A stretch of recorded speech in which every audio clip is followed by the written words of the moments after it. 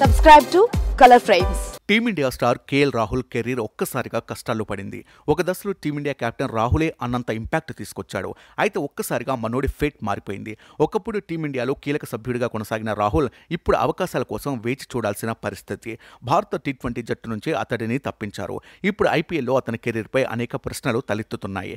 వచ్చే ఐపీఎల్లో KL రాహుల్ను captaincy నుంచి లక్నో జట్టు తొలగిస్తుందని పలు నివేదికల్లో వెల్లడైంది.